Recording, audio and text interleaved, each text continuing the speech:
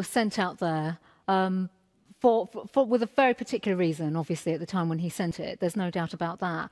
But this isn't about... But was it necessary? The Muslim community, are they not aware of the dangers of extremism? It's, after all, it's their children that could be looked into. Do you need a cabinet minister to be sending a letter to the Muslim community asking them the kind of questions that Eric Pickles did? Do you think that was helpful? Look, I take the view, I mean, as I've just said personally, and I'm not going to speak for Eric Pickles, this is about respect and tolerance and shared values, I think, of all our communities. And within the British Muslim community, obviously when it comes to extremism and issues of terrorism as well, that you don't conflate that with the entire Muslim community at all. You know, that is, these are issues that are very pertinent to the security of our country, yes, but that is not about saying to the entire British Muslim community, you are part of this. That is absolutely not the right thing to do. And it is about, as I've said, it's about sharing the same values, tolerance, community and respect for each other. And that is effectively how we nurture and support each other's religions. OK. Tariq Mahmood. Islamophobia is becoming day and day more prominent within the media. But I think we need to go to the root problem as to why, in my view, you can be British and you can be Muslim. There's absolutely no issue regarding that. But the fundamental problem, as I see it, is that there's a lot of disillusioned people after the foreign policy of the Labour Party in Iraq, in Afghanistan, with Libya. What we've seen is that under the umbrella of democracy, people have gone in and said, we will make this country a better country, we will create democracy. But in reality, what we've seen in the Middle East, the position in Syria, the rise of ISIS. Now, that is the fundamental problem where we're going wrong, where we need to reconsider our foreign policy and address that notion based upon this perception that's being created by the media that Muslims are terrorists or Muslims have this connotation to do with Al-Qaeda or whatever. Sorry, is that the fifth column that Nigel Farage described? Is it that? No, what Nigel Farage said, that there was a small minority of individuals who I don't believe anybody who is part of ISIS is not Muslim. That's the position, and there's clear fatwas in that respect. But him talking about, as I mentioned earlier on, about Christian refugees, is that tolerant? Is that open? Is that sending the right message? It was taken out of context. What Nigel Farage has also said, he welcomes genuine asylum seekers into this country. So if genuine asylum seekers from Syria, from wherever there's a war-torn scenario. If we get a mic to this gentleman here, please. Thank you, sir. One of the things that I find quite surprising about the UKIP candidate is that almost every single week there is a sacking, a resignation, a condemnation of a UKIP candidate. Well, they're not alone there. I mean, that's happening to other parties as well. No, I mean, not every single week. There's been so many UKIP candidates that have been reprimanded in some sort of way for being racist and Islamophobic. And what's also interesting is that... Do you not cheer the fact that they have been thrown out? A lot of those people have been thrown out of the party. Well, when you have Nigel Farage saying the Muslims are a fifth column... But he was talking about the minority who would wish to do this country harm. I mean, you would agree with the fact that there are people in this country who would wish to do this country harm. Yeah, but you also have a situation where a lot of their white supporters, like the EDL, will also do a lot of harm to masjids and gurdwaras, and that's never addressed them whatsoever. So there's a distinct bias of where that dialogue is going. But we also have the same sort of rhetoric from the likes of Michael Gove, Eric Pickles, Theresa May especially, and we really need to sort of get our act together because of the policies, especially the counter-terrorism policies and the complete absence of Islamophobia. We're seeing politics being driven more towards the far right. That's what we see in UKIP. And what we need really is politics to be drawn more to the left. And what are the other candidates going to offer in that respect? Priti, can I ask you, this is a point that Shabana Mahmood brought up earlier. Should the Conservatives apologise to the schools involved in the Trojan horse affair? Because, of course, the amount of distress that was caused to parents, to teachers, in that area. And then, of course, after 5 separate inquiries, it was found that there was kind of one incident and no one proved at all that there was ever a Trojan horse. Well, look, I think what's important now, no one can rewrite what has happened on this issue. But an apology would be nice, wouldn't it? Outside of an apology, it's actually building bridges, actually, with the community. Would that not be a beginning to apologise, to build a bridge? Of course not. It's actually about, going back into the schools and building proper foundations within the communities in particular, and ensuring that children at the schools are being getting the education that they need as well. But I just want to say on this point of Islamophobia, it's wrong, full stop. It is wrong. Islamophobia is wrong, and it should not be tolerated, full stop. But again, that's incumbent for politicians, political parties to, be more secular, be open-minded, be more tolerant and more respectful as well, rather than coming to the table with labels and just saying, this applies to X community, Y applies to another community, because it's wrong and it's counterproductive. Sharar Ali. And after that. There's something which is being missed in your question. There's a kind of a neo-colonialist element to this, which is a power structure. Relates back to what we said earlier about not enough ethnic minorities in government.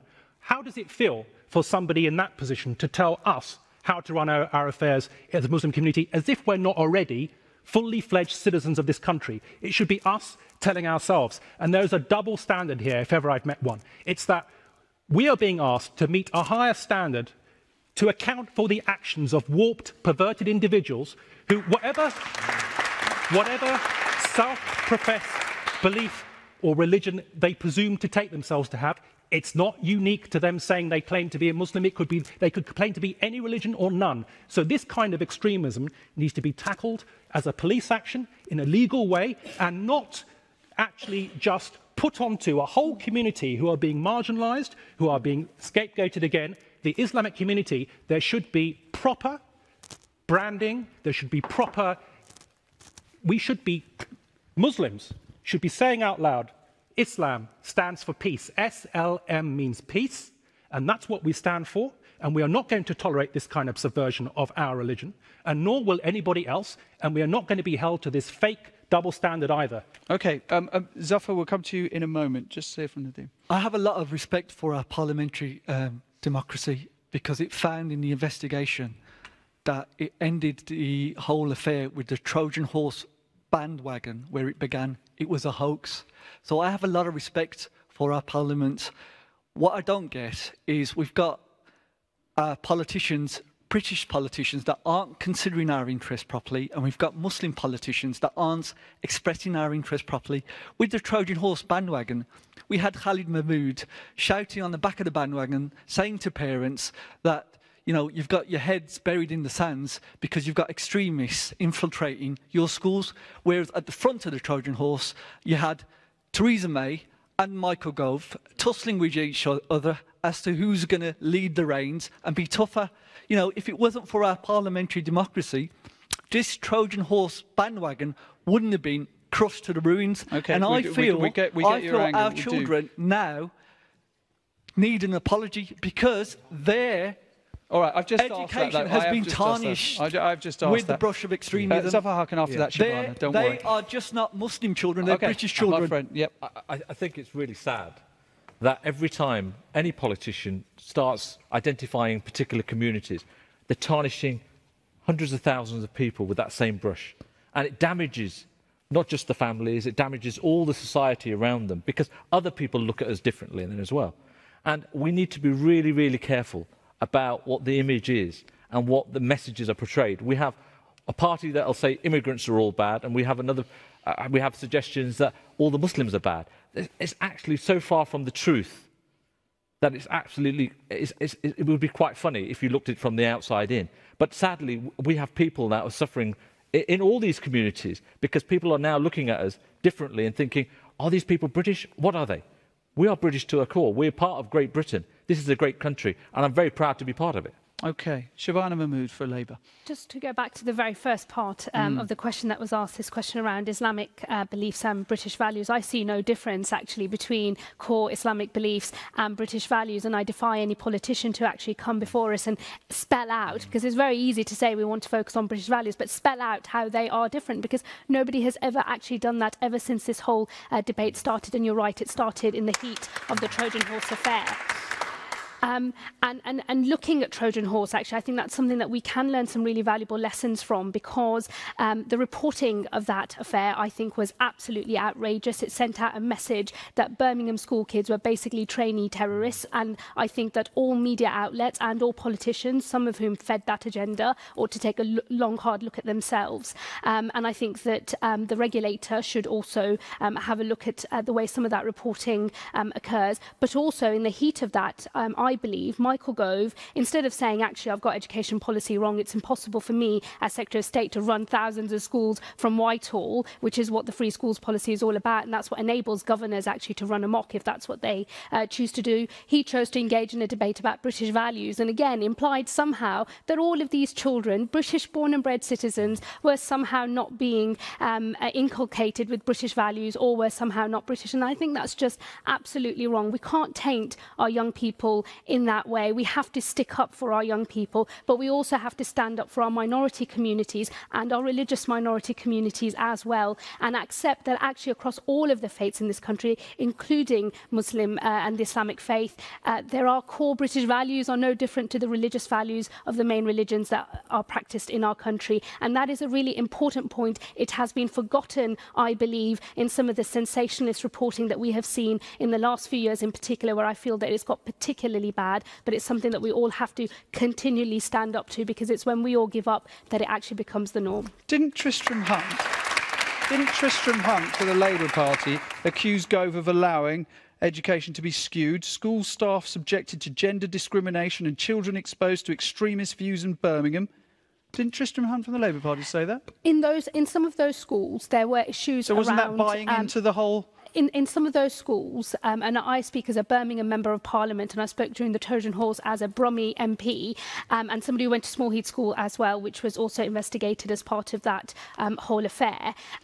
If you're going to run schools from Whitehall and you're not going to have local standards and local reviews of standards, and if the Secretary of State thinks they can do that job from Whitehall, then governors will run amok, and sometimes that will happen. We're going to have to leave it there. Just a very quick point. That's all, not a question. What a quick point from this gentleman here. Just say...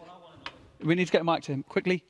We haven't got very long. Very quickly. What I want to know is, in relation to foreign policy and extremism, as Tariq earlier alluded to, when will we universally recognise that foreign policy and structural inequality and a lack of response to Islamophobia can result and significantly contribute to young Muslims committing atrocities nationally, internationally, and joining ISIS? OK. You know what? Thank you very much indeed for that. But unfortunately, we have run out of time, so you will have to take those thoughts with you out into the world. Ladies and gentlemen, firstly, round of applause for the wonderful panel here of 5 people who want your vote.